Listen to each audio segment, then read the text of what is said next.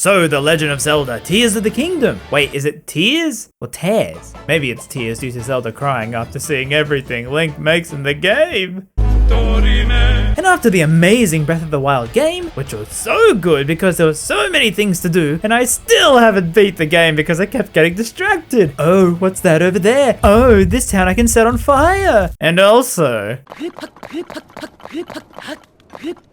But now I can chuck that Wii U out of here and finally play a Zelda game on the Switch. I mean, everyone else sure is. Get with the times, man. So it starts off with Link and his nerdy GF Zelda, who goes spelunking in the caves. And yes, it is voice acted. Thicker. But then...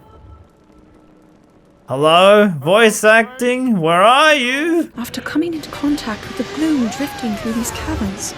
So there's some evil under Hyrule Castle and we gotta check it out. Link's a bit leaky here. Maybe it's like 100 degrees under the castle. We desecrate some tombs and find these ruins of an ancient civilization called the Zonai.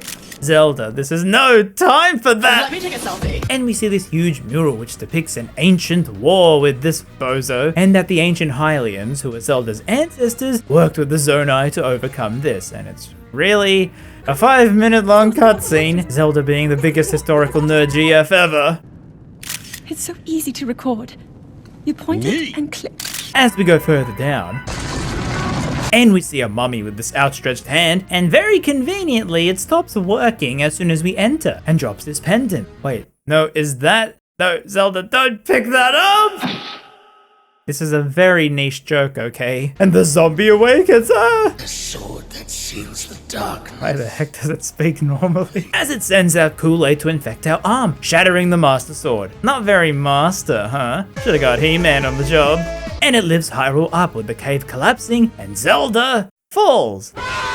We wake up alone, naked. Hot diggity dog! This place is magnificent. Hey, who's been taking my clothes? Link, finally you wake. He says he had to replace our arms since it was so busted, and I don't think they have the best surgeons in Hyrule. I mean, would you trust this guy? Oh yeah, I don't know why people say Link is a silent main character.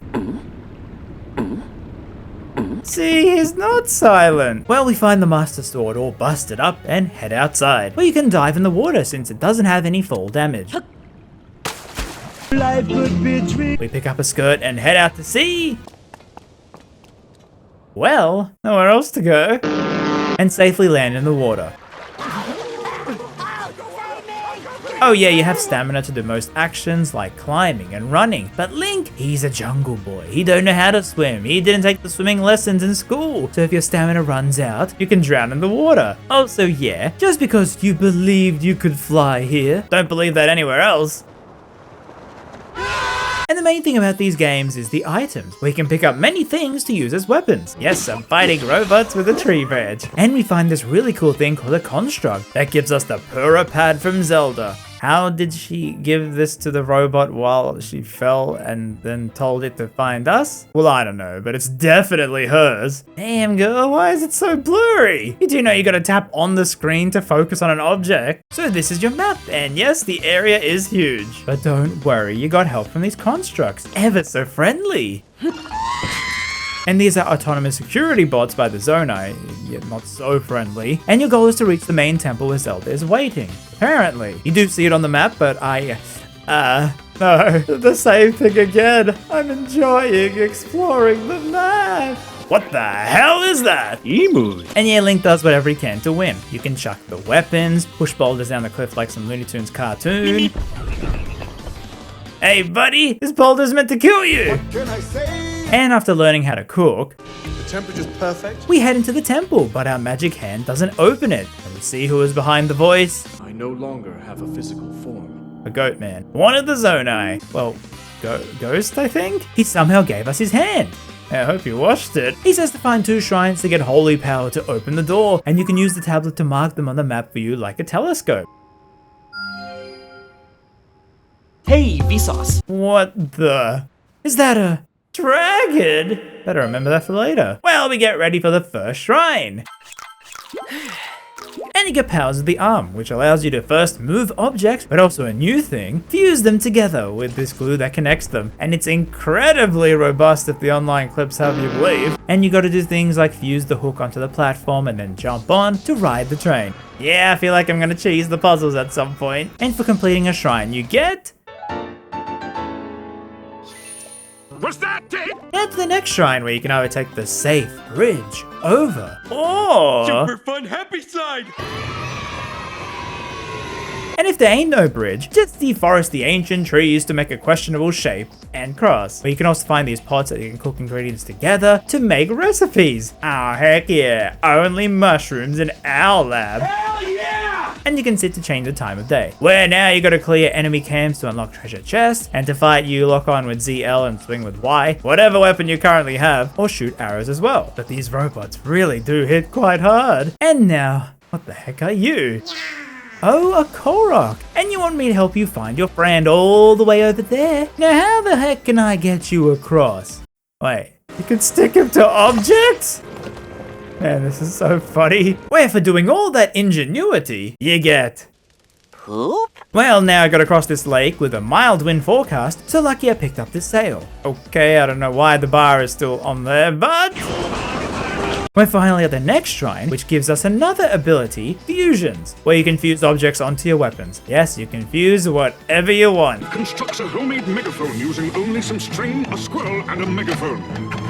So you can put boulders onto the weapons to then break down heavy walls. Man, the boulders in this game are so OP. And you can fuse your arrows with the items you pick up. Yeah, pretty much any item, like flame orbs to then bat eyeballs to become homing arrows.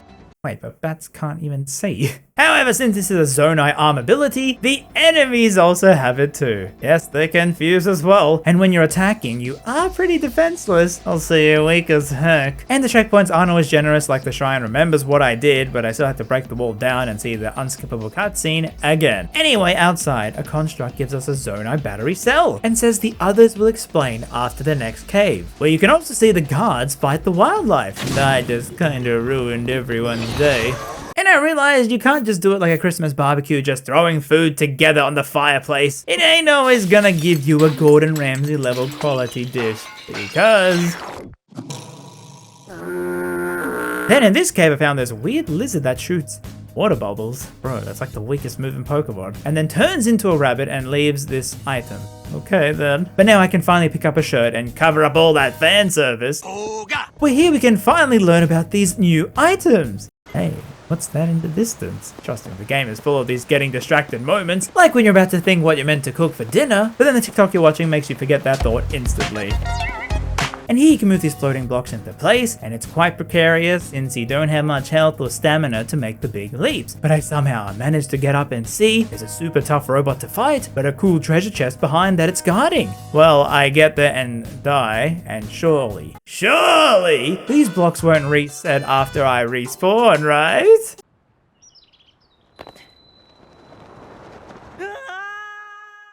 And I do it, maneuver the blocks around to get the chest, and all this for...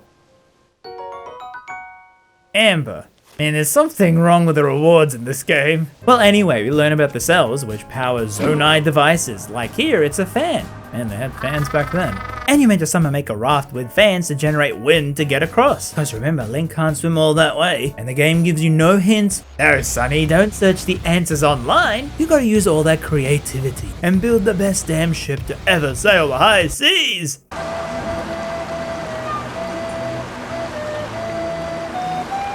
And across you can start fires by whacking flints with a weapon near some wood, and combining monster parts gives you elixirs, which usually gives you boost in the overworld. Well, I learned how to use my abilities more.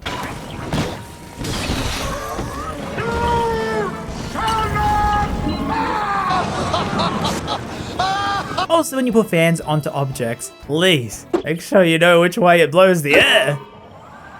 Bruh. And in the cave, you find these plants where if you whack them, they light up. But you can also fuse them onto your arrows to light the pathway if you pick them up for later. There's just so many ways for you to go about exploring the world. It really does the open world formula so right. But in the cave, there's a forge where you can buy these Zonai batteries and also these pre-built items. For example, these balls contain a fan to summon when needed. Because after a ride upwards, you find the thing Japanese companies cannot ignore these days. Gotcha!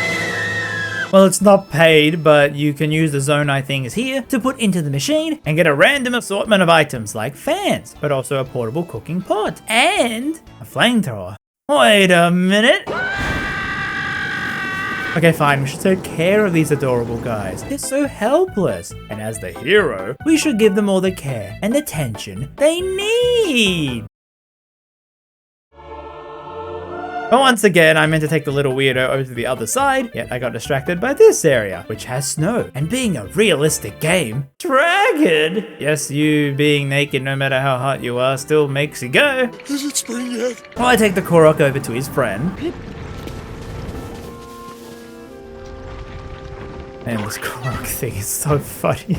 Also, I gotta ask, do any of y'all keep accidentally pressing R to use the abilities and not L? I don't know, I feel like R feels more natural to press to keep using the abilities. So many times you just see me accidentally pressing it when I'm constructing these masterpieces. Speaking of...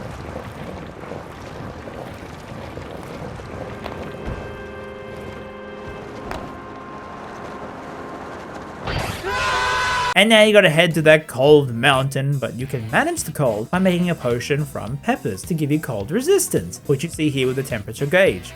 Gorge gauge. I'm American. It changes the amount of cold Link can manage, but I mean, even he has his limits. And with my timer running out, I see the shrine, yet I don't see any way to get to it. I love this game because I legit don't know still if this was the right way to do it, but I chopped 2 trees down, glued them together, prayed to the Korok cross, and climbed. I'm a genius! And now at this shrine you get a new ability, Ascend, which is literally as game-breaking as you think it can be. You see a surface above you, Link will swim through it, through time and space if need be, to get out on the other side. How do they keep coming up with these ideas, man? And now we can pick up some actual clothing and head back to the temple. Hello, goat man. We're so far away, how are we gonna get back there? No teleporting magic? What to do? What to do? Oh god, I'm too heavy. And you can finally enter and touch the big stone thing, which shows some vision with Zelda doing a lewd gesture, and she gives us one of those Yakuza fighting styles on your arm. And this ability now lets you rewind time. Yeah, they really are crazy. How can the Switch handle all these systems? Where you can rewind objects to climb gears or just travel backwards up falling items. I can see speedrunners making a whole lot of use of this. Well, we see a shrine and pray. And what do I get for praying? Nothing. And now for the final gate in the area, we can't open it because it takes too much heart. So the goat man says to finish one more shrine to do it. And now we unlock fast travel points. Gee, thanks. And after teleporting inside the cave we started in, I wanted to see just how broken that new ability was, and I pop out on top of the mountain. I wonder if people have broken the game with this already. Well, the shrine is quite easy with the rewinding, but we can't teleport back to the gate, so we gotta try the gliding again. However, do not fall off, because Link doesn't move that much sideways, and if you miss the water... Also, that you just keep flying forever on this because it actually just gives up and pieces out. Well, we can finally open the gate as the statue lets us swap the shrine rewards for a heart upgrade. And further on, we find this glowing orb. Link puts the Master Sword in, no questions asked, and it takes it away. Wait, no, I need the sword! Because every weapon here has durability and breaks after a while of using it. This was the only weapon that doesn't do so, so please don't take it away. And it goes to Zelda, who is somewhere wearing something, and I love togas in this game. And we can now head down to Hyrule, where Zelda cries out to find her, and the marker says to head to this very ominous place, which looks to me like the final boss area. And I was worried because the previous game let you do that straight away, and I wasn't ready to end the game already. So I slowly make my way, fighting some goblins, who are honestly easier than the robots, but on the way, I once again get distracted by these conveniently placed objects. Also, the sky is just falling. But wheels! Oh my god, finally! All this running around is so annoying with the low stamina. Now I can build a car! And sure enough, after 10 painstaking minutes, and after all the hard work and effort, I build the most fabulous car ever! Yep, that's one fine looking car. Why doesn't mine look like that? Please tell me in the comments why this didn't work, please, thank you. So I walked the boring way and realized it's not an enemy base, but the hero base, where Pura, the person who's the one who gave you the tablet, and was that granny in the first game, is here, and everyone freaks out that we are alive since they don't know what happened to us in Zelda. And so we head upstairs to meet Pura, and... What exactly happened? And so that is the Tears of the Kingdom experience!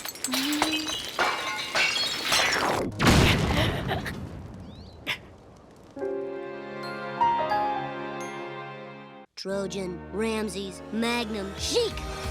And a big cheesy thank you to my patrons, including Cominimus Crime, Coxel Sin, Job Porter, Guildmaster Pro, Nera, and Worker Poo.